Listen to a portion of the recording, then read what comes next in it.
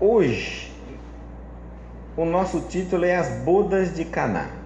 Só está escrito no Evangelho de João. Em nenhum dos demais evangelhos, Marcos, Mateus e Lucas, não aparece nada sobre isso. O que nós entendemos? Ou não foi dessa forma que aconteceu, por isso os demais evangelistas nem citaram, ou isso é um sentido simbólico. Aquilo realmente não aconteceu, mas foi colocado ali para um sentido simbólico. E quem captou esse sentido foi apenas um apóstolo, João. Naturalmente, João era o apóstolo que tinha essa capacidade de entendimento filosófico da missão de Jesus. Os demais tinham outras funções, mas João era o mais jovem evangelista, tinha 16 anos de idade. Quando a gente pensa assim, eu sou muito jovem, né? João também foi.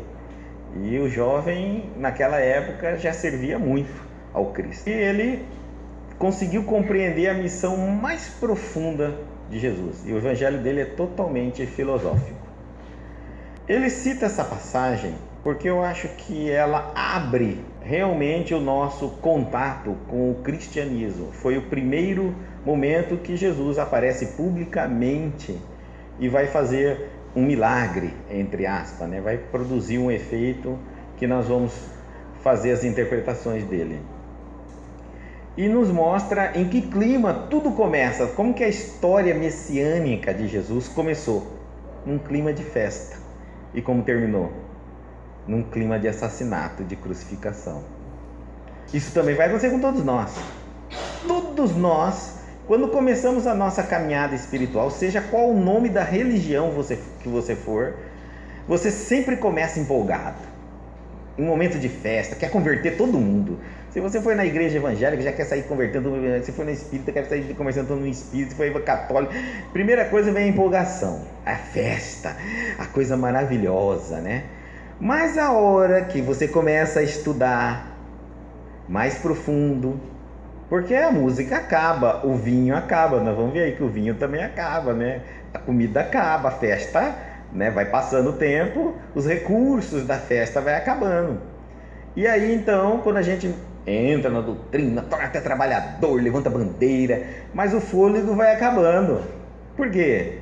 Porque vem a parte do autoencontro. A partir do momento passa aqueles entusiasmo e aí vem a verdade sobre nós mesmos. Aí a gente começa a ter que enfrentar a nós mesmos, a transformar, a mudar, a decidir. E agora a coisa começa a ficar difícil. E aquele entusiasmo no início passa, já ninguém mais fica batendo nas nossas costas, né? Às vezes eu já tornei trabalhador, já tenho 1 ano, quem vai ficar batendo na minha costas? Muito bem, se tornou trabalhador, então ninguém mais fica, acabou a paparicação, o parabéns, agora é a verdade. E aí não dá para muitos de nós aguentarmos, e ou a gente muda de religião, ou a gente fica patinando naquilo ali mesmo. Vamos interpretar esse momento então que Jesus vai começar a missão messiânica dele e vai empolgar os discípulos. Por isso que eu estou falando isso.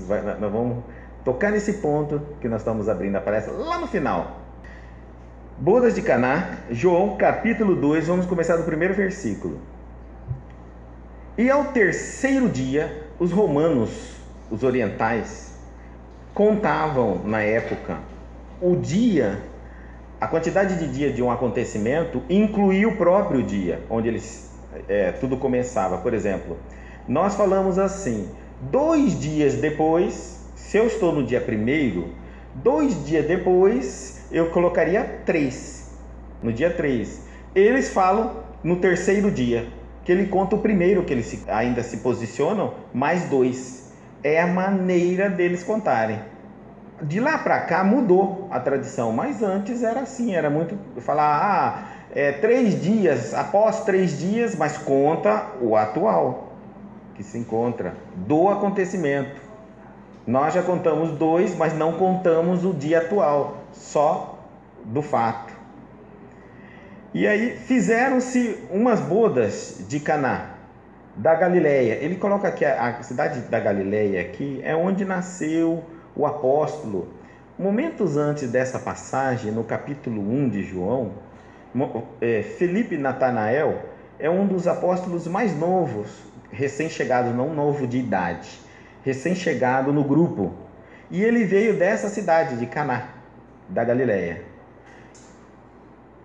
Então, e ao terceiro dia, fizeram-se umas bodas de Caná da Galileia, e estava ali a mãe de Jesus. E foi também convidado Jesus e seus discípulos para as bodas. E, faltando vinho, a mãe de Jesus lhe disse: não tem vinho. Disse-lhe Jesus: mulher, que tenho eu contigo? Peguei a tradução literal de algumas traduções bíblicas. Ainda não é chegada a minha hora. Sua mãe disse aos serventes: fazei tudo quanto ele vos disser. E estavam ali postas 6 talhas de pedras para as purificações dos judeus, e em cada uma cabia 2 ou 3 almudes. Disse-lhes Jesus: enchei de água essas talhas, e encheram-nas até em cima. E disse-lhe: tirai agora e levai ao mestre de sala, ou mestre de cerimônia. E levaram. E logo que o mestre de sala provou a água feita vinho, não sabendo de onde viera, se bem que o sabiam os serventes que tinham tirado a água, chamou o mestre sala ao esposo e disse-lhes: todo homem põe primeiro vinho bom, e quando já tem bebido bem, então o inferior. Mas tu guardaste até agora o bom vinho. Jesus principiou assim os seus sinais. Veja, começa aqui, né? Principiou assim os seus sinais em Caná da Galileia, e manifestou a sua glória, e os seus discípulos creram nele. Então aqui a história é essa: vai ter uma bodas, e essas bodas duram 7 dias naquela época, haja bebida, comida e alegria para todo mundo o tempo todo. Então era natural que alguma delas de repente faltasse, ou comida, ou bebida. Isso era muito natural, e tinha que acontecer alguma atitude rápida para não parar a festividade. Nós entendemos muito até hoje que o casamento é uma cerimônia que necessita de festa, não é isso? Nós entendemos até hoje, ainda necessita de decoração e tudo mais. O casamento é uma cerimônia espiritual, ela não é uma cerimônia social. Nós convertemos a religião em atos sociais, exteriorizamos, materializamos tudo que é espiritual, nós materializamos, até estátua, imagem, símbolos, talismã, tudo, porque nós temos essa necessidade, uma vez que não exercitamos a nossa mente para sentir, perceber, entender coisas que não são materiais. Então eu não consigo entender um Cristo se eu não tiver uma imagem dele, tocar nele e achar que eu estou pegando em Jesus. Eu não consigo entender que o Cristo está no meu coração. Não consigo. Eu preciso dessa exteriorização. Os orientais têm mais o uso habitual da meditação, que é o uso da mente, o exercício da mente. Mas nós aqui no Ocidente, nós somos muito materialistas. A tendência nossa é, se puder, materializar tudo, até o corpo de Jesus, e comer mesmo, tá? Nós faríamos isso tranquilamente. Então, essas bodas, depois de 7 dias decorrido, Jesus estava ali com a sua mãe, mostrando, né, para nós esse ato cerimonioso, bonito. Caibar Schutel defende essa tese deste encontro da boda de Caná como o casamento que está ocorrendo, mostrando ali a intenção de Jesus falar sobre o casamento, a importância do casamento. Mas nós também pegamos a interpretação de Caibar Schutel e entendemos que é o casamento, o esponsalício nosso com o Evangelho, ou nosso com o Cristo interno nosso. Ainda estamos até hoje no noivado, não efetivamos o casamento definitivamente. Nós estamos naquela, assim, promete, não promete, na festa do casamento até hoje, entendeu? Ou seja, quando que a gente vai assumir esse casamento, esse esponsalício nosso com o nosso espírito, né? Um compromisso espiritual e não um compromisso social. A religião, nós ainda estamos na parte social da coisa, na festa, na cerimônia, nas coisas boas, né? Escolhendo ainda qual vai ficar e aquela coisa toda. Ainda não definimos o nosso caminho. E Jesus estava ali com a sua mãe. A impressão nítida é que quem era conhecida aqui era a mãe de Jesus, não Jesus. Jesus foi convidado por causa da mãe e os apóstolos foram por causa de Jesus. Mas quem era a pessoa que tinha intimidade com o noivo ali era a mãe de Jesus. Vocês vão ver ela comandando os serviçais da cerimônia. E isso eles só respeitariam ela se ela tivesse alguma autoridade dentro daquela casa. Não é qualquer um que levanta e comanda o mestre de cerimônia fazer isso, fazer aquilo, sem que o dono tenha dado a autorização. Então mostrava isso uma intimidade muito grande dela com o dono da cerimônia. E foi também convidado Jesus e seus discípulos para as bodas. Aqui também, Caibar Schutt, numa obra chamada O Espírito do Cristianismo, no capítulo 48, ele nos diz assim: é digno de nota comparecimento do mestre com sua família e seus discípulos numa festa de bodas. Com esse ato de presença, quis ele exemplificar aos seus discípulos o caráter social da sua doutrina, que deveria ser ensinada em toda a parte e não somente em templos especializados para tal fim. Ou seja, não deveria o cristianismo ser ensinado apenas em igreja, templos religiosos, em centro espírita. O cristianismo deveria ser ensinado em qualquer lugar, em qualquer ambiente. Mas nós não criamos um ambiente, não basta ter cristãos num ambiente que se crie um ambiente cristão. Então, por isso, criou-se a chamados centros espíritas, igrejas, locais adaptados, preparados para que a gente fale do cristianismo.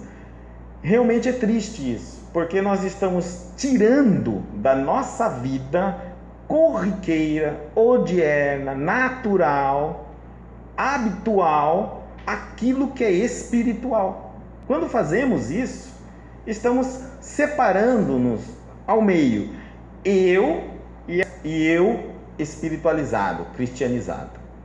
Não deveria. Deveríamos ser um só. O cristão deveria ser um só. Ele deveria ser o mesmo no local de trabalho. Aquilo que ele acredita, aquilo que a fé dele acredita, o que é moral e ético, aquilo que os ensinamentos de Jesus lhe pregou, que ele diz que acredita, ele deveria ser um cristão no local de trabalho, um cristão na família, dentro de casa, um cristão na religião, um cristão na sociedade. E nós não fazemos isso, né? A gente diz assim, não, olha, essa coisa de ser cristão eu vou fazer lá no centro espírita. Aqui eu estou no meu local de trabalho, quanto mais eu ganhar, melhor para mim. Se eu trapacear, eu ganho. Se eu enganar os outros, se eu mentir. Ou seja, aqui fora é uma coisa, dentro das igrejas é outra. Aí a gente põe aquela máscara, né? E entramos na igreja, passamos 10 horas ali orando, saindo de lá brigando com todo mundo, chutando cachorro quando chega em casa e etc. Ou seja, nós vestimos as máscaras. Essa separação não deveria ocorrer. Deveríamos exercitar o cristianismo em todo o ambiente. E alguém pode dizer assim, isso é impossível. Impossível depende do lugar que nós frequentamos. Porque se de repente você anda com um grupo de pessoas que é impossível você falar de verdades, de um conhecimento elevado, bom, aí são as escolhas que cada um faz. Mas que é possível, tá? Porque existe todos os tipos de pessoas nessa vida. Aí cada um escolhe o seu. Óbvio que você não vai ferir uma pessoa, que você não vai ultrapassar os limites dela. Não vai estar ao lado de uma pessoa que é ateu e você vai ficar falando de alguma coisa sobre Deus. Aí você está ferindo essa pessoa, você está violentando ela. Mas foi uma escolha sua, porque eu acredito que ela também não te pegou na marra. Dependendo das suas escolhas, das suas companhias, é possível você falar quase sempre de crente. Eu digo pessoal, como eu, na minha experiência pessoal, faço muitas escolhas e nessas escolhas não me arrependo. Prefiro assim, né? Cada um tem a sua maneira de ser um cristão em todo momento, a qualquer instante que eu esteja. E se não posso ali ser, ali não é o meu ambiente, não me faz falta. E foi também convidado Jesus e seus discípulos para as bodas. E faltando vinho, chega num determinado momento da festa, faltou vinho. Caibar Schutt, comparando aqui, nós não vamos entrar muito na parte do casamento, porque você teria que ter uma palestra só sobre isso, né? Mas eu vou citar que ele comenta sobre isso. O vinho acaba. O vinho simboliza o amor verdadeiro. Quando o amor é verdadeiro, ele nunca acaba. E ele vem então através do Cristo, quando fizer essa transformação da água no vinho, que vão beber por último. Esse vinho que acaba é o vinho vindo de um amor humano, aquele amor interesseiro, ou material, ou físico, ou político, ou seja, qualquer intenção que nós tenhamos para nos vincularmos a uma pessoa que não seja o amor verdadeiro. É possível se fazer um casamento com ele? Só que o vinho acaba. Esse vinho criado pelo homem, que são as condições que o homem deposita em nome de um amor, não é o verdadeiro amor. O verdadeiro amor é aquele que vem através da transformação do Cristo.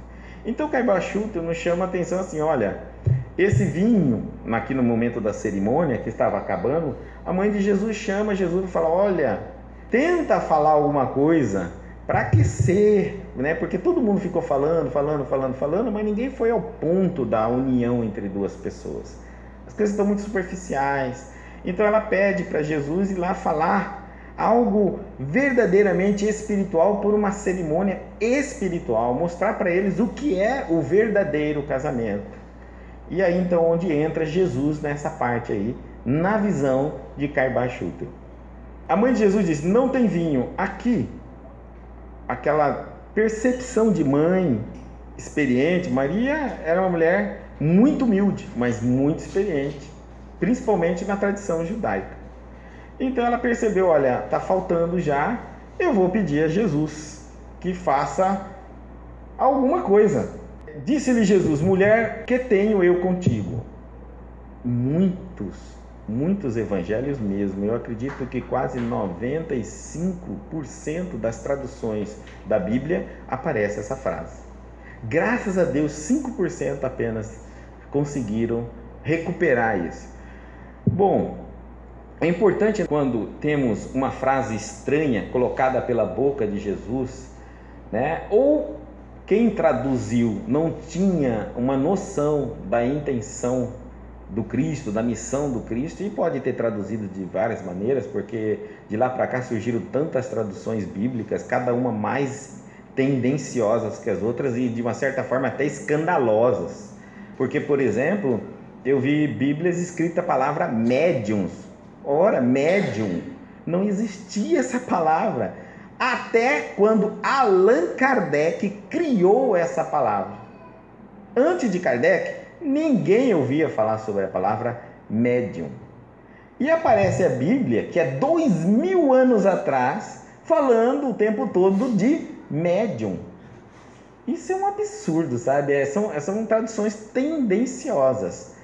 E aí, uma dessas é que a gente tem que tomar cuidado. Caiba Schutter também vai nos falar sobre essas tendências que se modificam e as pessoas tentam fazer um arranjo. Quando isso acontecer, nós vamos ter que recorrer aos originais. Então, quando nós vamos lá no original em grego, nós vamos encontrar um termo chamado kid mihi et tibi. Que significa isso? Que nos importa isso a mim e a ti? Não tem nada a ver com essa resposta. Que tenho eu contigo? Uma resposta de um filho dizer para a mãe assim, quando a mãe fala, ô meu filho, acabou o vinho, que tenho eu contigo? É desaforada.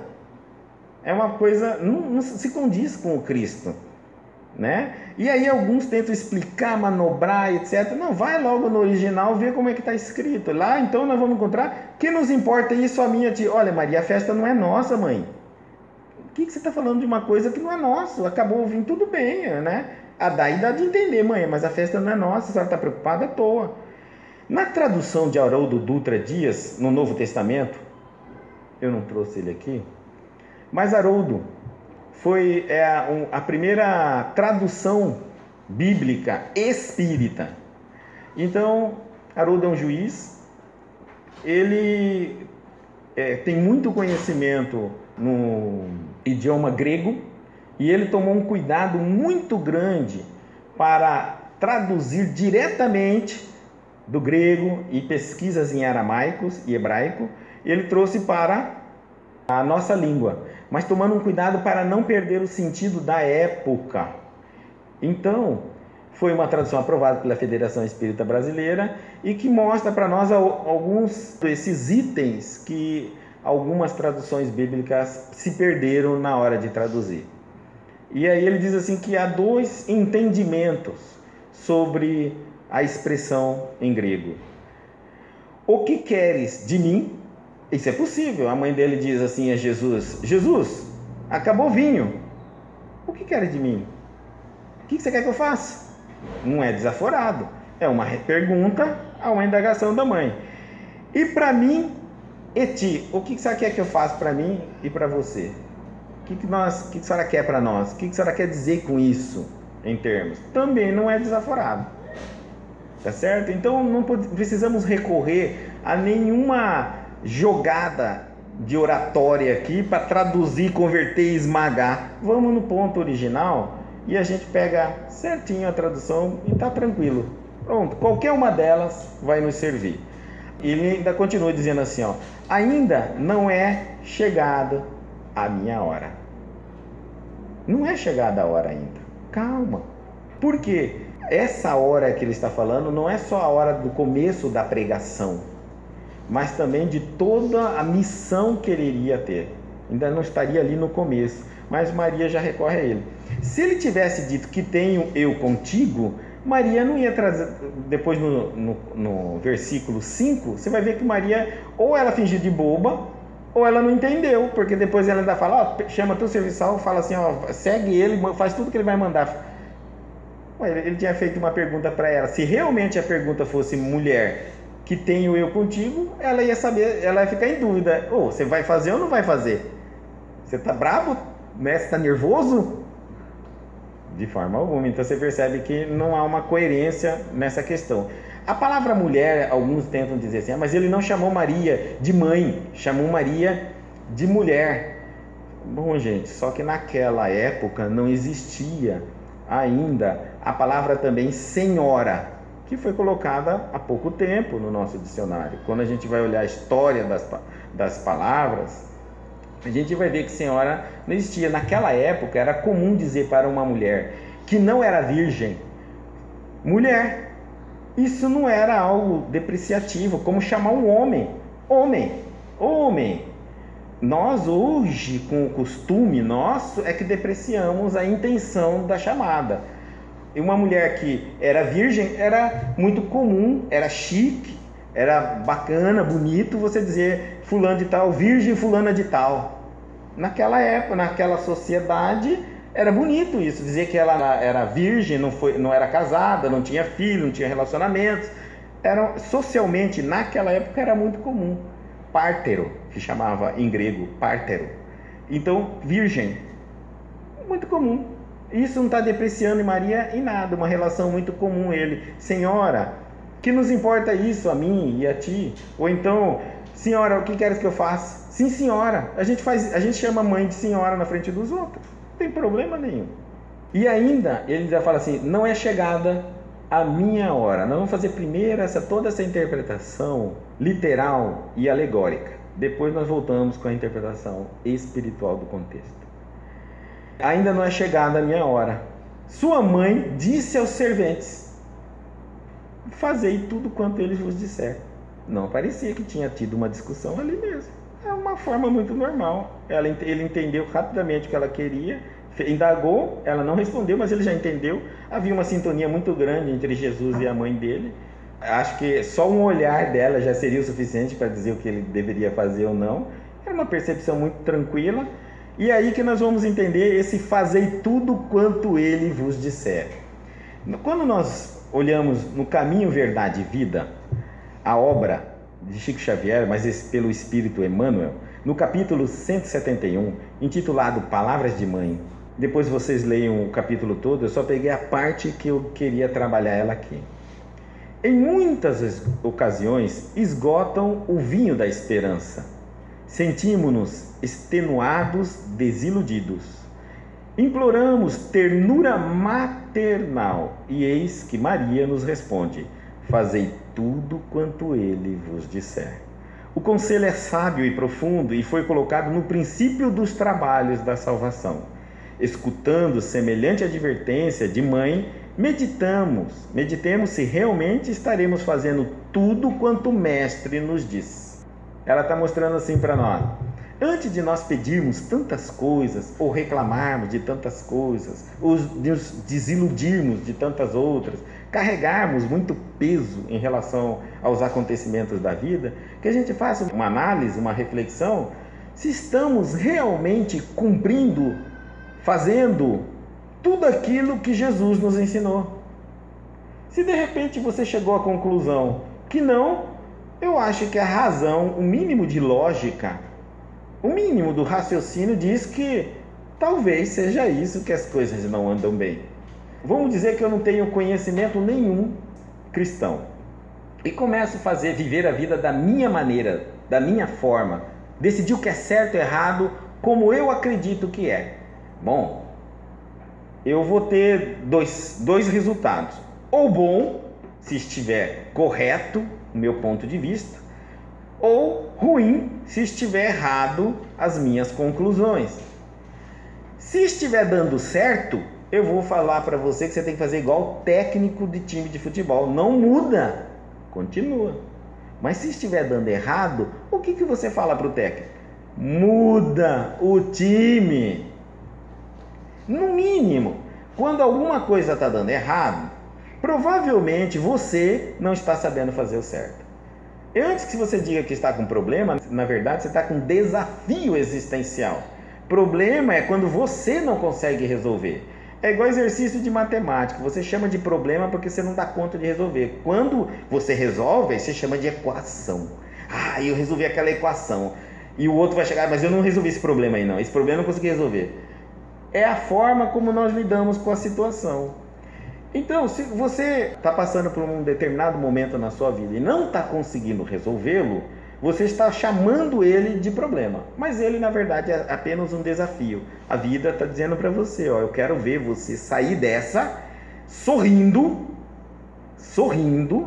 de cabeça erguida, tranquilo. Eu quero saber se toda a sua experiência de vida e todo o conhecimento que você tem é suficiente para resolver a situação que a vida te apresenta. Pronto, simples, racional a coisa. Vendo que você não é capaz de resolver aquilo de maneira sorrindo, de cabeça erguida, né? Você vai buscar então ajuda. Essa ajuda, uma delas é prepare-se, porque provavelmente você vai ter que mudar a maneira de encarar essa equação matemática. Se você não está conseguindo resolver, falta conhecimento. Somente isso. Porque cada problema que nós temos na vida, se você olhar para trás, tem uma multidão na fila que ainda não está com o problema que você tem na internet, então você pode ver isso, mas já vai entrar. Você olha do teu lado, tem uma multidão com o mesmo problema que você está passando, e quando você olha para frente, você vai ver uma outra multidão de pessoas que já passaram pelo que você passou e já resolveram o problema. Você vai perceber que não existe nada inusitado na sua vida. Porque nós vivemos numa sociedade, o que é imposto para um é imposto para todos. Então você está vivendo fases. A hora que você se abre para ouvir e ver aqueles que saíram melhor nessa situação, imediatamente você descobre a resposta. E Albert Einstein dizia assim para nós, se você tem um problema há 30 dias, por 30 dias, significa que você está pensando no mesmo nível de pensamento 30 dias consecutivos. Significa que para você resolver uma situação na sua vida, a primeira coisa que você vai ter que fazer, mudar a maneira de pensar. Ah, simples, Guto, agora já vou resolver. Não é tão simples, porque falar é uma coisa, mas é muito difícil. É difícil você desapegar da maneira de pensar. A nossa personalidade ativa o nosso ego. Por mais que a gente saiba que aquilo está errado, que a gente aceite que aquilo é errado, deixar de fazer é uma longa história. Mas muito longa mesmo. Tá? Não é tão simples assim. Então, quando a gente apresenta a tese, alguns dizem assim, não, agora já resolvi, vou mudar a minha maneira de pensar. E não adianta conselhos, pressões, futuro, premonições de futuro. Não adianta, gente. Nós já vimos de tudo. Quando eu me apego numa opinião, numa maneira, eu acredito, meu ego me ilude de uma seguinte forma: que eu não sou capaz de fazer diferente daquilo, que eu não posso fazer diferente daquilo, que eu não consigo. Ele te joga numa situação de impotência e te congela. Sua razão sabe o que é certo fazer, mas teu ego diz que você não vai conseguir fazer. Tá certo? Por quê? Porque isso, se você fizer algo diferente daquilo que você está habituado a fazer, o ego sente que corre o risco, nesse caminho novo, você encontra recursos para identificá-lo e combatê-lo. E ele não vai perder o controle, então ele vai te manter naquela parede, naquele cantinho, cercado por toda uma reencarnação. Qual é o problema? Não, gente, nós estamos aqui criticando, não há problema nenhum, porque a morte vem e aquela situação que eu carreguei por toda a minha vida, ela vai se desfazer, se for ligações criadas no mundo físico, vai se desfazer. O grande problema é que eu não cresço mentalmente e posso ter o mesmo problema na próxima reencarnação. Encontrar em outra situação exatamente no mesmo ponto que eu não trabalhei da vez passada. Porque às vezes eu posso deixar um exercício, 2, 3 sem resolver quando o professor passa para mim, mas chega no dia da prova, a questão cai e ela acaba me prejudicando mais ainda. Ela diz assim: faça tudo o que Jesus lhe pediu. É um exercício muito difícil para nós. E estavam ali postas 6 talhas de pedras. É importante nós entender que as talhas de pedra eram aqueles jarros grandes de barro que na comunidade judaica só mulheres podiam buscar água no poço e carregar aquelas talhas pesadíssimas, né, com água. Homem não fazia isso, tá? E normalmente tinha que ser mulher casada. É a cultura deles. Então ali estavam postas 6 talhas de pedra. Observe o número 6. João, ele é todo, em todo o texto no Evangelho de João, você vê números.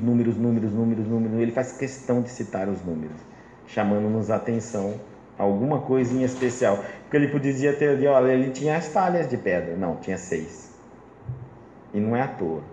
Para as purificações dos judeus, em que cada uma cabiam 2 ou 3 metretas. Mas o que é isso, meu Deus do céu? Metretas é a denominação de uma medida antiga, utilizada para fluidos, originalmente grega, que correspondia a 34 litros. É isso. Ela não era adequada a guardar vinho. Ela guardava água para lavar os pés, como está escrito ali, ó, para lavar as mãos, para lavar as vasilhas. Uma talha. Jesus vai usar aquela talha, não um recipiente adequado para vinho, que guarda vinho, para transformar a água que está ali dentro em vinho. Disse-lhe Jesus: enchei de água essas talhas. Encheram até em cima, até o final. Então Maria passou o comando para Jesus. Jesus está comandando o serviçal está todo mundo fazendo. Os serviçais sabem o que estão fazendo, enchendo de água. Tá? Sabe que quem está comandando aquilo ali é Jesus. E disse-lhes: tirai agora e levai ao mestre Sala, ou mestre de cerimônia, e levaram. E logo que o mestre provou, o mestre Sala, o mestre de cerimônia, provou a água feita vinho, olha só, água feita vinho. Então a água acabara de se converter em vinho. Isso é possível? Vamos terminar de ler. Não sabendo de onde viera, porque o mestre não acompanhou, o mestre de cerimônia não estava acompanhando o processo, se bem que o sabia os serventes, que tinham obedecido a ordem direta de Jesus, que tinham tirado a água. Chamou o mestre Sala, o mestre de cerimônia chamou o esposo para conversar com ele. Vamos entender aqui que naquele momento houve uma conversão. Isso é possível? Na alquimia, até hoje existe um estudo a respeito do chumbo e do ouro, que tem muito próximo, as densidades deles são de números muito próximos. Então o sonho do ser humano naquela época da alquimia era converter chumbo em ouro. Mas nós também temos na física quântica a fisão nuclear, que quando bombardeamos o núcleo de um átomo, principalmente os mais estudados é Urano, Césio, com um nêutron, porque para passar pelo núcleo do átomo tem que ser uma carga neutra, senão ele repeliria se fosse um elétron. E isso, entrando no núcleo, eu faço um rompimento desse núcleo. Esse rompimento, a abertura, provoca uma liberação de energia altíssima. Só que isso ocorre quando nós chamamos de bomba atômica, essas coisas de radioatividade, isso ocorre em uma sequência de cadeias. Mas esse elemento que se divide se transforma em um outro elemento químico. Só que é radioativo o processo e não temos o controle absoluto sobre ele. E não são todos os elementos que conseguimos fazer isso. Vamos dizer aqui que Jesus pudesse ter a condição de converter uma água em vinho, modificando a fórmula química da água. É possível isso? É possível. Mas se ele fizesse dessa forma como estamos falando, o vinho ficaria na cor de água. Apenas o sabor seria de vinho. Então as pessoas olhariam aquilo ali e chamaria mais atenção ainda. Vinho é esse que parece água, tão gostoso. Então chamaria muito mais atenção. Bom, nós vamos entender aqui então que Jesus não fez esse milagre. Se tivesse feito um milagre desse numa festa daquela proporção, chamaria a atenção de todo mundo. E não somente um evangelista teria comentado e os demais nem citaria.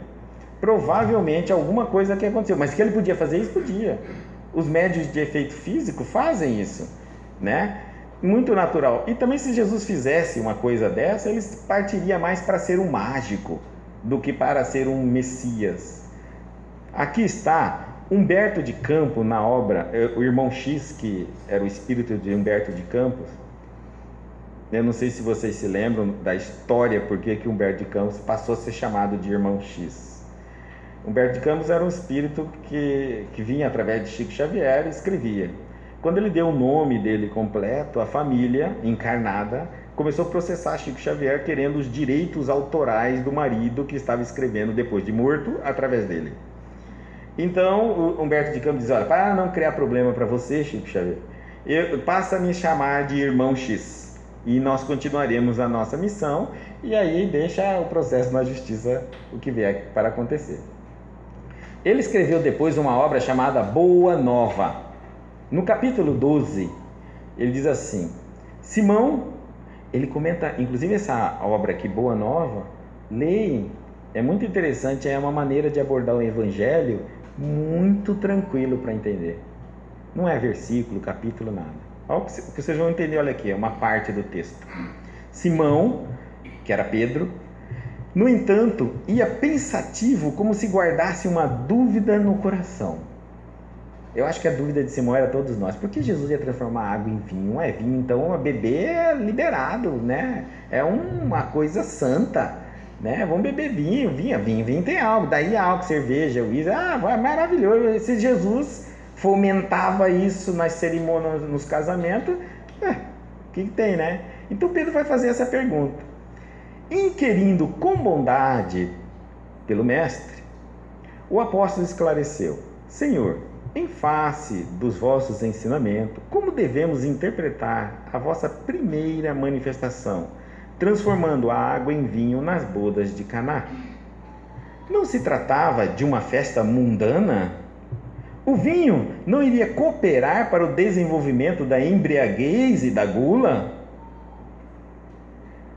Jesus compreendeu o alcance da interpretação e sorriu.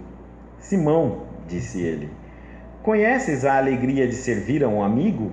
Ele pergunta. Pedro não respondeu, pelo que o mestre continuou. As bodas de Caná foram um símbolo da nossa união na terra. O vinho, ali, foi bem o da alegria com que desejo selar a existência do reino de Deus nos corações.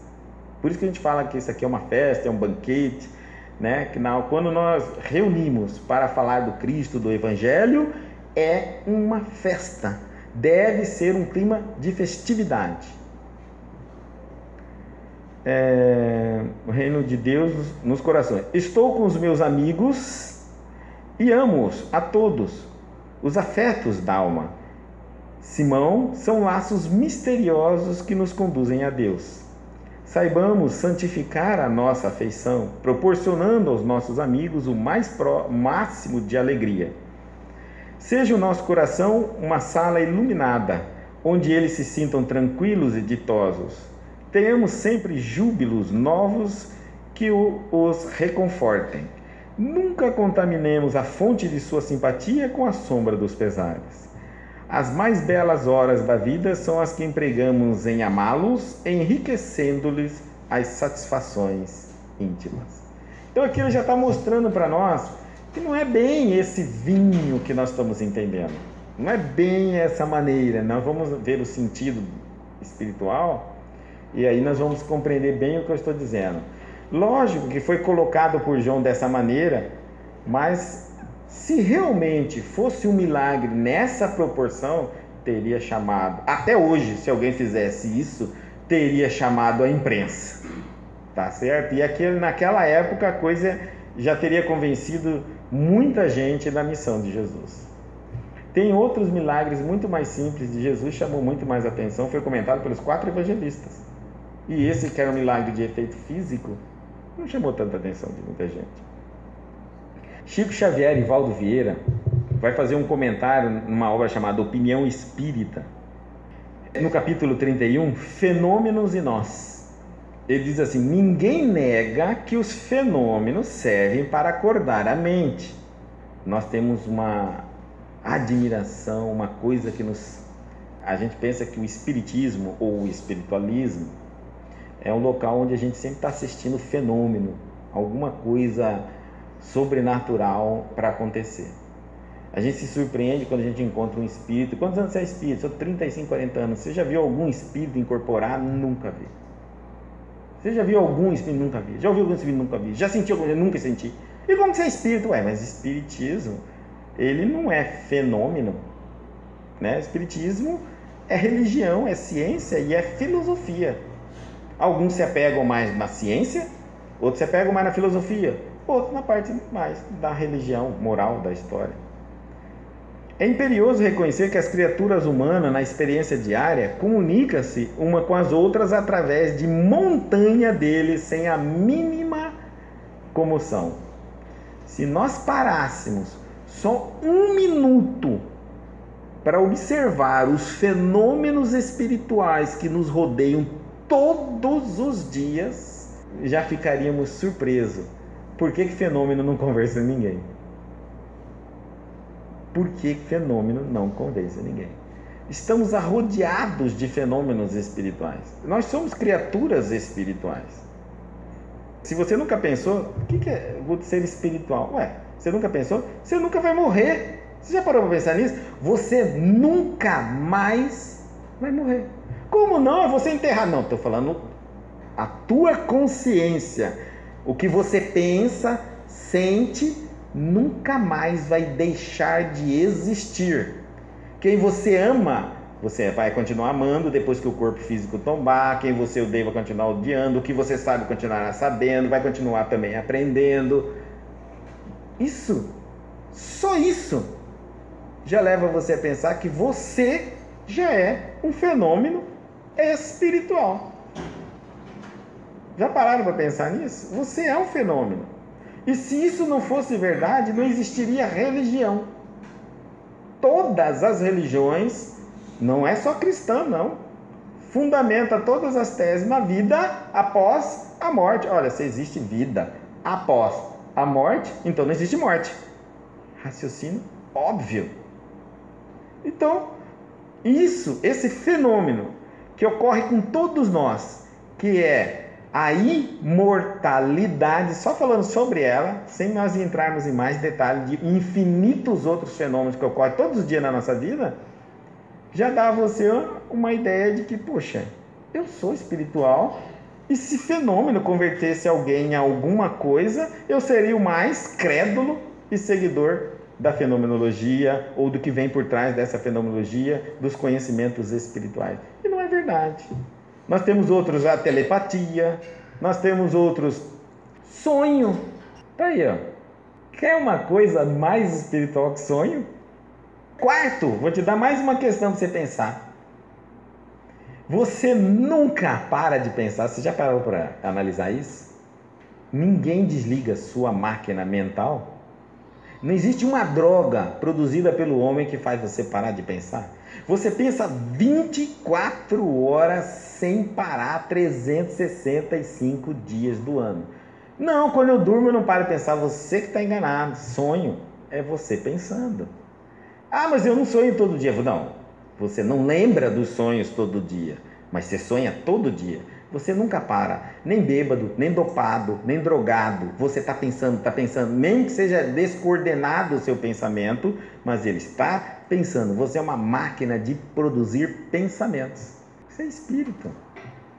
Isso é o maior fenômeno que nós temos. Olha, só para você, o que eu estou falando é só para você observar você mesmo. Não estou falando para você observar fenômenos aqui fora, ver espírito andando, flutuando, não sei mais o que, falando. Não precisa nada disso. E até se existisse, não convenceríamos ninguém a nada. Observe a si mesmo e você vai ver uma multidão de fenômenos acontecendo com você. Todos os dias você existe em função de um dos fenômenos. Emmanuel e André Luiz não concordam muito com a tese de Jesus ficar transformando água em vinho e fazendo mágica para as pessoas. Um espírito da envergadura do Cristo, da elevação de Jesus, se nem os espíritos superiores se colocam nessa situação, dizendo para nós que eles não são fonte de espetáculos, né? Que há coisas mais sérias na relação com os espíritos, que é o aprendizado, o aprimoramento, a reforma íntima, os ensinamentos, porque isso transforma o ser humano. Show algum transforma o ser humano. Eis os motivos pelos quais os espíritos superiores, conscientes da responsabilidade que abraçam, colocaram sempre os fenômenos em última plana no esquema das manifestações com que nos visitam. Assim procedem porque a curiosidade inerte ou deslumbrada não substitui o serviço, e o serviço é a única via que nos faculta o crescimento, a elevação, compelindo-nos a estudar para progredir, evoluir e sublimar. Olha só, por isso quando muitos médiuns acreditam por estar incorporando, estão evoluindo. Não estão evoluindo. Não enganem-se. Você pode incorporar a vida inteira. Você não evoluiu. Você cooperou com o fenômeno. Fenômeno não evolui. Nem a fé sua está melhor. Sabia disso? Eu conheço trocentos médicos, depois de 10 anos incorporado, deixa de ser espírita. Porque como que pode? Como que pode? Gente, fenômeno significa nada. Absolutamente nada. Se eu não estiver servindo com uma forma de aprender com o fenômeno, eu não estiver aprendendo com o fenômeno, é um serviço, mas não adianta para a evolução não. E disse-lhe: todo homem põe primeiro o vinho bom, e quando já tem bebido bem, então o inferior, mas tu guardaste até agora o bom vinho. Além dele ter convertido em vinho, segundo a narrativa aqui, era o melhor vinho, o vinho mais gostoso que tinha. Jesus principiou assim os seus sinais em Caná da Galileia e manifestou a sua glória, e os seus discípulos creram nele. Eu sublinho creio, mas eu vou explicar mais tarde. Kardec vai dar um posicionamento dele lá em Gênesis, no capítulo 15, item 47, a respeito dessas bodas de Caná. Este milagre é apresentado como o primeiro que... Só peguei uma parte no resumo, leiam quando chegar em casa. É apresentado como o primeiro que Jesus operou, e nessas condições deverá ter sido um dos mais notados. Entretanto, bem fraca a impressão parece haver produzido, pois que nenhum outro evangelista dele trata. Fato tão extraordinário era para deixar espantado no mais alto grau os convivas e, sobretudo, o dono da casa, os quais, todavia, parece que nem o perceberam. Considerado em si mesmo, pouca importância tem o fato, em comparação com o que verdadeiramente atestam as qualidades espirituais de Jesus. E lá na frente ele vai mostrar que a intenção não era o chamado do milagre, quando João coloca ali no contexto, né? Que Jesus teria dito palavras, reforçado palavras a respeito do casamento, da missão, do evangelho, a pregação, que chamou a atenção de muita gente, mas não tinha nada a ver com vinho. E que foi tão forte, tão presente o magnetismo do Cristo, que alegrou as pessoas na proporção de um vinho. Olha bem, na proporção de um vinho. A diferença entre ter o vinho. Agora nós vamos voltar lendo o texto numa visão espiritual. Nós temos 3 formas de enxergar, de entender: literal, alegórico e espiritual. Joana de Ângeles propõe a visão, a interpretação espiritual literal. Já passou o tempo, sabe? Aquela época que todo mundo lia ao pé da letra, tinha que não podia falar nada além daquilo que estava escrito. Isso já passou, acabou. A parte alegórica, já acabou o tempo também de nós ficarmos falando os símbolos. Agora ela chama-nos a atenção dessa espiritual, que é olhar para o Evangelho e nos ver ali dentro. É um ensinamento da minha vida particular mais íntima que existe. Mais íntima que existe. É quando eu consigo me colocar dentro, é como se eu estivesse lendo a carta da minha vida. Jesus está falando comigo. Eu coloquei o primeiro e o segundo versículo, que era bodas, né, de Caná, na Galileia e tal. Caná significa caniço, ou cana, a árvore que cresce reta, no sentido para o céu. Mas que sentido tem isso? E aí também foi convidado Jesus e seus discípulos para todas as bodas. Tudo bem. Agora vamos entrar então na parte que nos mais interessa. E faltando vinho, primeiro nós vamos entender, a mãe de Jesus significa intuição. É a intuição. A nossa intuição. A mulher sempre representa a intuição no significado. Então a mãe de Jesus é a intuição. Jesus é a individualidade. Os serviçais, cadê os serviçais aqui? Não estou enxergando. Os serviçais são a personalidade, mas podemos colocar, quebrando as personalidades, nós podemos colocar que é o corpo físico, dupletério, sensação, sentimentos, emoção, intelectualidade e espírito. Tudo isso serve a quem? A individualidade. Ou o espírito para a evolução. Tudo que nós temos aqui serve assim a nós. Tá, então aí nós vamos começar lendo. E faltando vinho, por que vinho? Existe pedra, água e vinho. Na Bíblia, a pedra, onde foi escritos os 10 mandamentos de Deus e entregue a Moisés, significa que a interpretação literal, aquilo que está ali, não mude uma vírgula. Inclusive misturaram ali, né, os códigos divinos com os códigos das leis civis.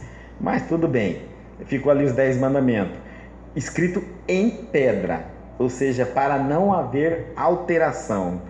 Foi a primeira fase da humanidade, ou seja, não tinha nem capacidade de indagar se é certo, se é errado, nada além do que estava escrito. Já era difícil até entender o que estava escrito, mas nós evoluímos, nossa capacidade de entendimento evoluiu, nosso espírito evoluiu, nossa ciência evoluiu.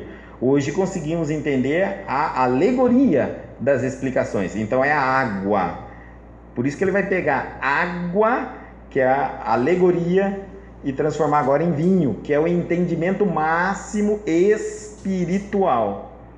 Só que eu não vou conseguir chegar no vinho sem passar primeiro pela pedra, água e vinho. Então eu preciso delas todas. A alegoria é essas fórmulas que a gente fez anteriormente, falando sobre o que mais ou menos representa e os seus significados. Agora, a espiritual é isso que nós vamos entrar agora, o que isso significa na minha vida. Então, faltando vinho, acabou o vinho, a interpretação, o entendimento espiritual do processo. A mãe de Jesus, a intuição sua, a sua intuição, a hora que você não está mais entendendo nada espiritual, você só consegue entender no máximo a alegoria do processo, está faltando o entendimento espiritual profundo da Escritura, a sua intuição, e está chegando o momento da festividade, né, que é o encontro seu com o teu Cristo interno. Todos nós temos esse momento na nossa vida, todos nós sem exceção. Não foi só Jesus, através do Espírito Santo, que tem um encontro com Cristo Jesus, o Cristo Antônio, Cristo Maria, Cristo Pedro, Cristo Joana. Então, no momento que vai ocorrer, que está começando essa festividade, a intuição percebe, vixe, a personalidade não tem conhecimento espiritual profundo, não tem vinho, diz assim. Disse-lhe Jesus: mulher, o que queres de mim? Já coloquei a tradução correta. O que queres que eu faça? A intuição fala com quem? Com a individualidade, com o espírito. Olha, acorda a individualidade, né? Fala assim: olha, sua personalidade, seu eu, seu meu, seu para mim, aquilo que você pensa que você é a personalidade. Seu espírito, a intuição diz para o teu espírito: olha, a personalidade não tem conhecimento profundo espiritual. Aí o que a individualidade vai falar para a intuição? O que você quer de mim? O que eu tenho a ver com isso? Você, que é a intuição, que tem que falar para a personalidade. Está na hora dela estudar, desenvolver, progredir, crescer, meditar para alcançar, porque a nossa intuição é que nos liga essa personalidade nossa com o nosso espírito, o cabedal de sabedoria, o mar de sabedoria. Enquanto nós não fazemos isso, quem está acionado é o intelecto. E como é que a gente aprende? Lendo o livro dos outros, ideia dos outros, pensamento dos outros, descoberta dos outros, tudo opinião dos outros. A gente fica uma pessoa intelectualizada, mas nada inteligente. Inteligência não é isso. Você fica intelectualizado, culto, fica intelectualizado. Mas a partir do momento que você começa a despertar a intuição, você já desapega dos livros e da opinião dos outros e vai entrar no mar de sabedoria que é o mundo espiritual, a fonte universal de todo conhecimento. Por isso que a gente vai encontrar aqueles budistas, aqueles monges velhinhos lá no Tibete. Não tem internet, não tem livro, não tem biblioteca, não tem nada, nem um papel, nem uma caneta para o homem, nem um radinho para o cara ouvir. Você vai conversar, ele tem uma fonte de sabedoria incrível. Você fala: onde que esse cara está estudando isso, se ele só fica no pé dessa montanha rezando? Eu que ando lá na cidade, celular o dia inteiro, estou clicado aqui, leio, não aprendo metade do que esse homem sabe. Se esse homem começar a falar, ele sozinho escreve 20 livros numa vez só de sabedoria, e nós não entenderíamos metade do que ele tem para dizer. Da onde ele tira isso? Porque a gente pensa que aprender é ler a opinião dos outros. Reinaldo sempre disse que a verdadeira sabedoria, lógico, isso é importante para o intelecto, exercita o intelecto, mas calma. A verdadeira sabedoria vem através da intuição do coração. É o contato único com Deus, para a gente nunca esquecer disso. Tá? Ainda não é chegada a minha hora, quer dizer, o espírito, a individualidade está dizendo a intuição: calma, não tem conhecimento profundo ainda, não tem vinho, acabou o vinho, calma. A intuição vai lá e ensina a sua personalidade como entrar em contato comigo. Aí vai ser a minha hora, aí nós vamos nos encontrar e faremos o esponsalício, o casamento. Mas até então agora, aquela pessoa acha que é ela mesma e que é boa em tudo e não precisa de mim. Então tudo bem. Mas a intuição não vai fazer a parte dele. Tudo bem. A intuição, a mãe disse aos serventes. A mãe agora vira para os serventes. Quem era o servente? A personalidade.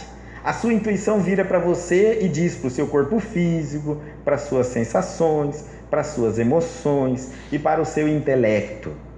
Vai falar assim, ó: faça tudo o que ele mandar. Tudo que o Espírito te mandar, eu vou vir aqui falar. Faz, pelo amor de Deus. A sua intuição está dizendo assim: você cumpra, para de pensar que você é isso que você vê no espelho, que aliás é uma imagem horrível, né? Nós sabemos que o espelho não é imagem fiel. Então, para de você pensar que você é o que você projeta no espelho. Você é muito mais do que isso. Muito mais, olha, o Espírito quer falar com você, acorda, segue o Espírito. A mãe tem que ser a forma dócil de conversar conosco, né? Não pode ser coisa imposta, tem aquela forma de carinho que nos envolve, né? Tá na hora de acordar, meu filho, falando para a sua intuição falando para você, personalidade, acorda, até quando você vai viver nessa ilusão desse mundo? Há tantas coisas espirituais para aprender, segue ele. Fazei tudo quanto ele vos disser. E estavam ali postas 6 talhas de pedra. Por que não 5, 4, 3, 2, 1, 10, 12, 1 bilhão de talas? Mas tem que ser 6, porque 6 bate exatamente com a intuição, que é o último, sexto nível. Dali para o sétimo já é o amor, é o encontro com Cristo interno, a unificação plena. Então, estariam ali a intuição trabalhando naquele pé. 6 talhas de pedra. Compreenderam agora? Tinha que ser de pedra, né? Tinha que ser de pedra. Lembra que a primeira interpretação era pedra? Quer dizer, olha, a intuição está falando, a minha personalidade só entende o sentido ainda literal da história. Não consegue entender o sentido do vinho espiritual, né? Mas o Espírito vai lá e diz para ela meditar, aprender a meditar, ensina ela, cobra ela, fala que está na hora dela crescer mais, progredir, desenvolver. Acorda essa sua personalidade, né, para fazer o encontro nosso, o esponsalício. E aí ela vai pedir aos serviçais que obedecem, eles vão colocar água. Significa, a intuição vai falar assim, vamos supor que fala tudo, olha, lê, estuda a pedra, estuda literalmente as escrituras e tenta pôr para fora tudo que você sabe e entendeu. Tudo. E o que você está fazendo é interpretação alegórica. Você está ultrapassando o sentido literal e está... Então vamos supor que fosse uma festa de intuições. Então os espíritos, o Cristo, Jesus, a individualidade estão dizendo, manda todas as personalidades irem lá na frente e falar tudo que sabe da pedra. Enche até o final do galão tudo que sabe. As 6. Até atingir o máximo da intuição. Fala para eles fazerem uma oração e ir falando tudo que vem na cabeça. Vai falando, tudo que não entende. Vai o máximo da intuição até no topo. E então ela vai, as intuições vão fazer isso e nós vamos estar aqui falando, debatendo o que entende, o que entendeu, o que compreendeu, o que sentiu, o que percebeu. Não aguenta mais, chegamos no topo do jarro de água.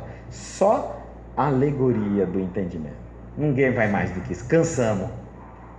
Agora vem Jesus.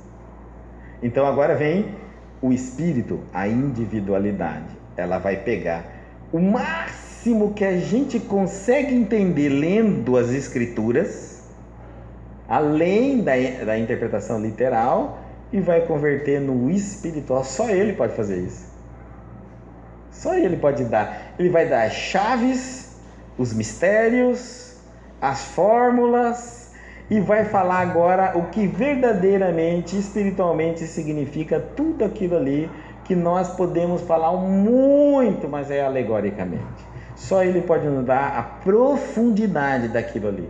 Então ele vai converter a água, o máximo por isso é importante estudar, é importante entender, é importante aprender, porque você tem que esgotar os seus entendimentos alegóricos, todo e qualquer entendimento. Se você está passando numa igreja evangélica, o pastor começa a falar uma explicação de uma parte da Bíblia, ouve, entende aquela explicação, mais uma, da bodas de Caná. Aí quando você chega aqui na frente, você vai falar assim, eu tenho 100 fórmulas de falar sobre a bodas de Caná.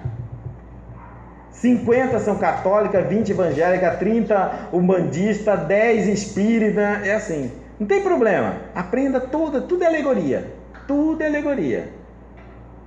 Aí você vai entrar no estado de meditação e falar com Maria. E Maria então vai falar com o teu Cristo interno, que é sua individualidade. E Jesus agora vem e transforma tudo que você aprendeu em conhecimento espiritual. Agora que você vai começar a aprender para que significa a história da vida de Jesus na sua vida particular e íntima espiritual. Então, talha, eles colocam, né? Inclusive as talhas eram para as purificações dos judeus.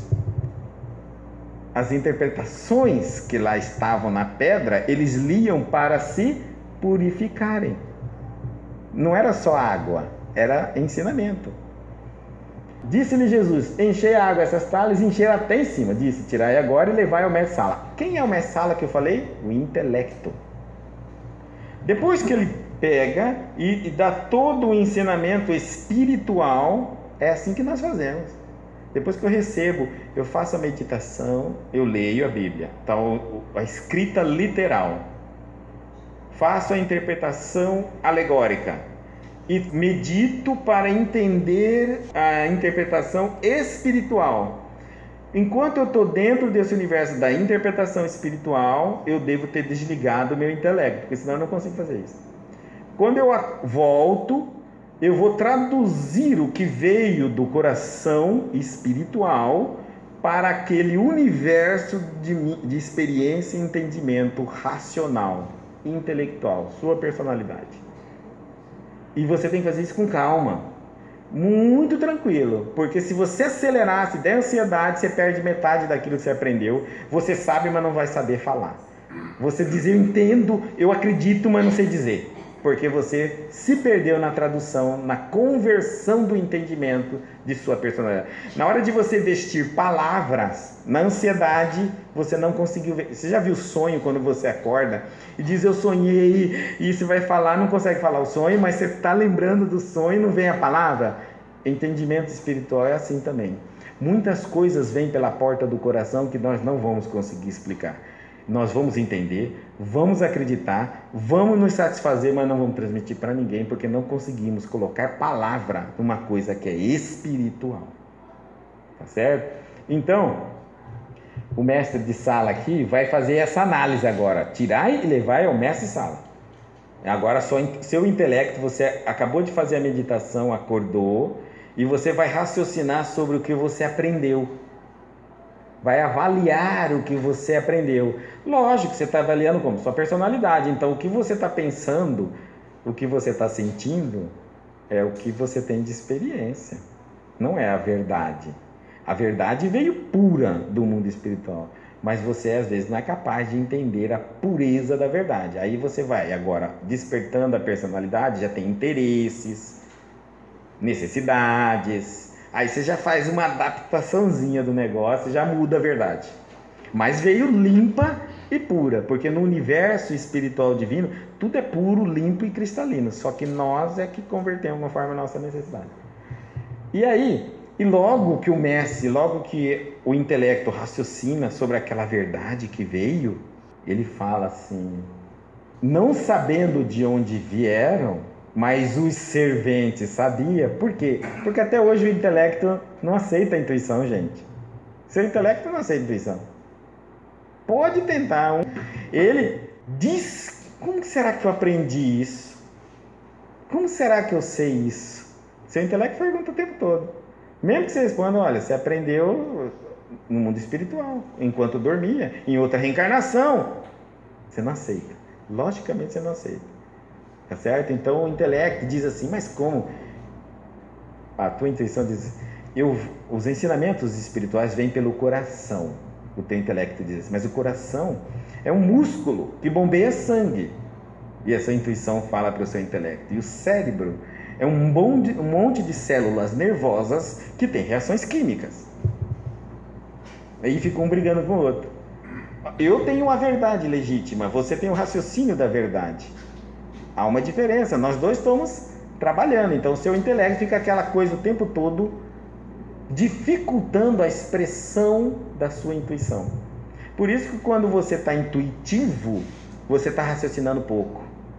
O médium, quando começa a despertar a intuição para fazer as comunicações mediúnicas, ele não deve ficar pensando se está certo, se está errado, se está falando correto, se está falando torto, se está dizendo, não, ele não faz nada. Aí o intelecto toma conta, o intelecto é personalidade. Mas os que serviam, os serventes, sabiam. O corpo físico sabe que não foi através dos olhos, do ouvido, de nenhum livro. Sabe? As emoções, os sentidos do corpo sabe também que nenhum deles captaram aquele ensinamento. As emoções também sabem que não veio através dela e nem do sentimento, mas o intelecto, e sabe de onde veio? Do mundo espiritual, mas o intelecto duvida. Chamou o mestre, Sala, a intelectualidade, chama então o esposo, somos nós, o pretendente fazer essa união nupcial com Jesus. Chama nós e diz assim: todo homem põe primeiro o vinho bom. E é verdade. É a nossa cultura até hoje. As religiões iniciam assim, primeiro ensinando grandes verdades. Até, olha o que acontece, quando já tem bebido bem, até fanatizar o povo. Então, o inferior, a hora que ele fanatiza as pessoas, aí eles começam a manipular a massa através da religião. Mas no começo nos pegaram assim, falando verdades.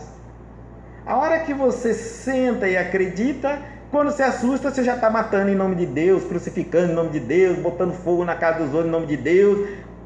Mas quando você fala, como que eu entrei nessa loucura, quando alguém chega para você, mas aí você vai para Guto, mas no começo era verdade, era bom, falava de amor, falava de paz, falava de Deus, de Jesus. E agora quando eu assusto, eu estou botando fogo na casa do meu vizinho porque ele é espírita. Eu estou queimando ele lá. Eu tentei matar fulano porque era um bandista andando de branco. Tentei matar fulano porque era homossexual. Tentei matar Beltrano porque era negro. Aí quando você acorda, você já está bebendo o pior vinho da história. O vinho bom já acabou, ó. É que você está bêbado. Você está iludido. Seu intelecto já não raciocina mais. Então, tudo que te mandar, você faz. Em nome de Jesus. Mas tu guardaste até agora o bom vinho. Ele está falando que só que dessa vez esse casamento é diferente. Lógico, é um casamento, é um encontro verdadeiro com o Cristo interno. Então isso aqui está diferente. Por quê? Porque iniciou primeiro as coisas vulgares do mundo. Não foi isso que a individualidade falou para a intuição? Vai lá, manda todo mundo falar o que sabe. Esgota tudo que sabe. Tudo que é vulgar, tudo que é comum, tudo que é natural, tudo que você ouve em qualquer lugar. É isso mesmo. Vai falando. Acabou, ninguém mais tem mais nada para falar. Aí veio a verdade, o vinho bom, legítimo, espiritual. Por isso que nós precisamos estudar para passar da pedra, da água para o vinho.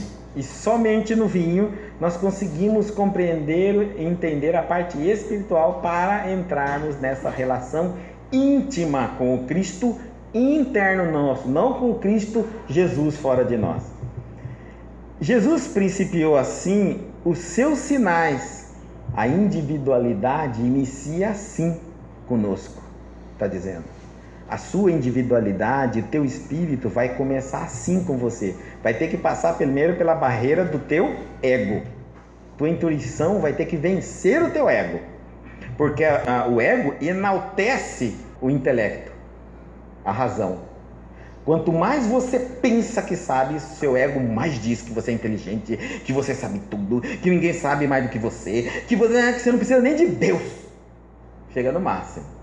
Você é melhor que todo mundo. E você está devorando um livro, 2 livros, 3 livros, 4 livros, 5 livros, não sabe nada que você está entendendo, também não está entendendo nada. Tem gente que devorou 500 livros, você perguntar um capítulo de um dos 500, sabe nada. Tanto que nem muda o padrão de vida, o estilo de vida não muda. Vocês já observaram que as pessoas lê literatura espírita, lê, e continua fazendo a mesma coisa. E às vezes uma pessoa que quase nem lê nem estuda, modificando, transformando completamente, vai desapegando. Então ele inicia em Caná da Galileia, manifestou sua glória, agora vem, ó, e os discípulos creram nele. Por isso que eu sublinhei, os discípulos creram nele. Porque a partir daquele momento que discípulos e os serviçais, os discípulos significa todos os veículos que servem ao Espírito, que ouve, que aprende, porque os discípulos vão ser aqueles que vão se tornar Cristo futuramente. Então seus discípulos, suas emoções, seu corpo, tudo isso será dominado. teu espírito vai usar a tua personalidade para evoluir. Não tem como desaparecer a sua personalidade. Você tem que reencarnar. Toda reencarnação se assume uma personalidade. O grande problema é que teu ego diz que não quer saber do espírito, quer viver sua vida. Quando você assusta, acabou essa vida e você não aproveitou nada para o nível espiritual. Então, agora que ele fez uma explicação espiritual, que a intuição conseguiu fazer sua personalidade formada de discípulos, lembra? São 12 apóstolos.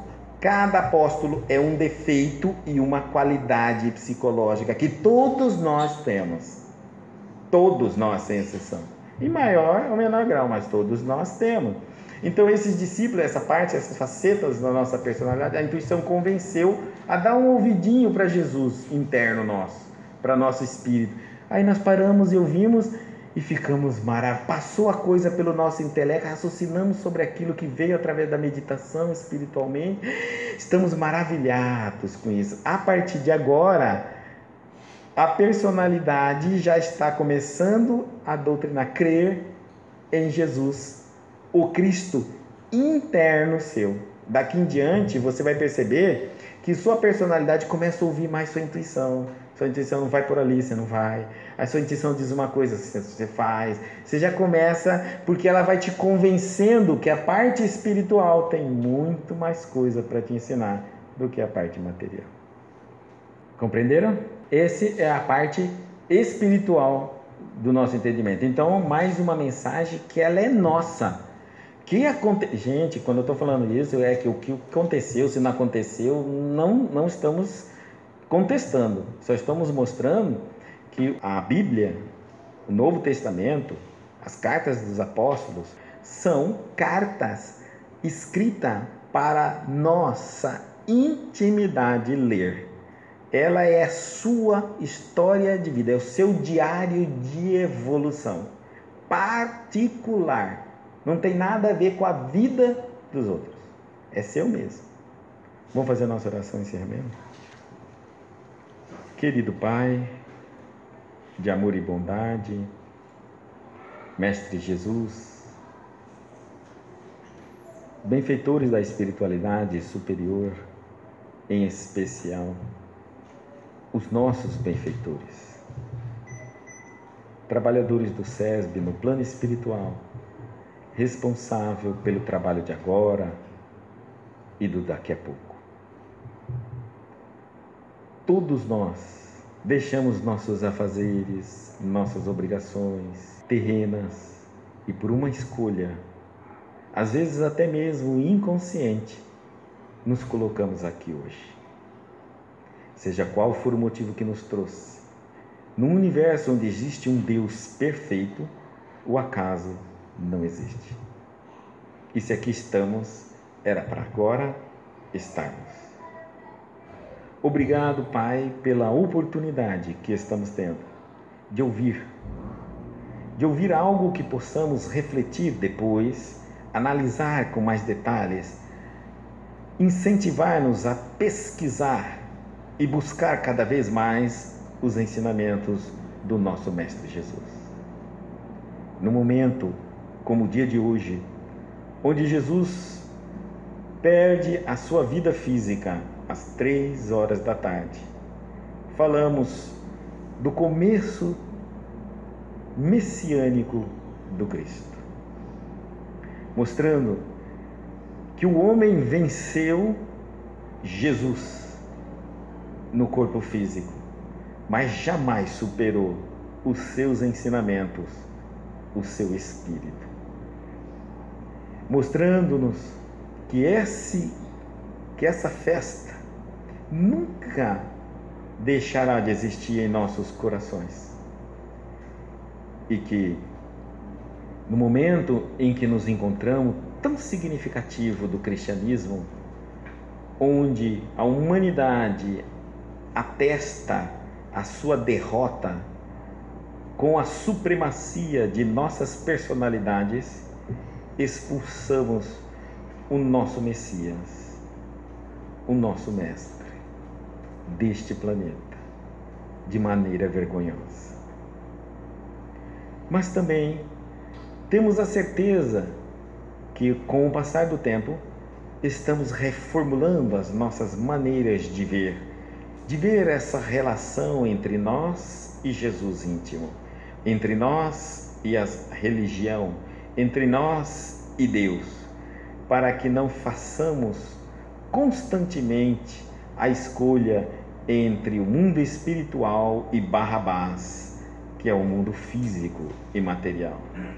Que possamos ser mais leais e mesmo nos momentos de falha, e estes são preditos como a negativa de Pedro a aqueles que lhe questionam sobre Jesus, também é previsto que nós ainda vamos falhar muito, mas que, como Pedro, estejamos de pé. Porque falhar faz parte da nossa natureza humana, mas perceber o erro e reagir numa recuperação depende de nós, da nossa consciência, do nosso querer e da nossa vontade. Como Pedro, vamos nos posicionar de pé e nos tornarmos, sim, um seguidor fiel. Que os nossos erros sejam para nós uma maneira de nos ensinar a fazer correto e não de nos amedrontarmos a seguir em frente. Jesus não foi derrotado. Seu sangue se converteu em todas as grandes verdades universais. Todas as religiões falam de uma maneira ou de outra aquilo que ele nos ensinou. E nós, que possamos abraçar a causa cristã. Hoje é o dia em que nossa personalidade, com toda tranquilidade, se crucifica em nosso corpo físico, que é a cruz. Bastemos erguer os braços e unir as pernas e perceberemos que nós somos uma cruz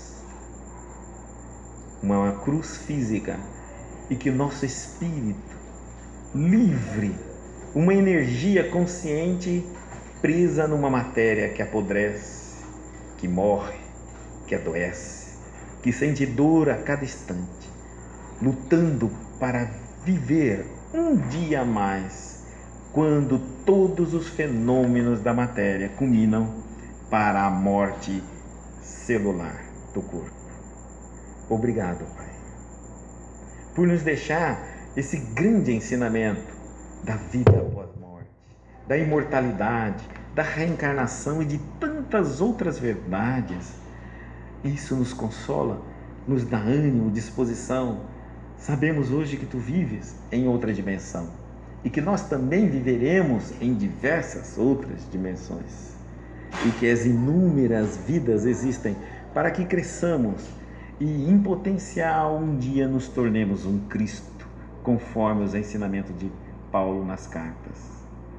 Venhamos a ser um só corpo, num verdadeiro casamento, consorciamento, uma união entre nós e o Cristo, a ponto de sermos um só, onde todo o nosso espírito, a nossa individualidade, toda a nossa personalidade só terá um sentido em nossa existência: servir à vontade de Deus, ontem, hoje e sempre.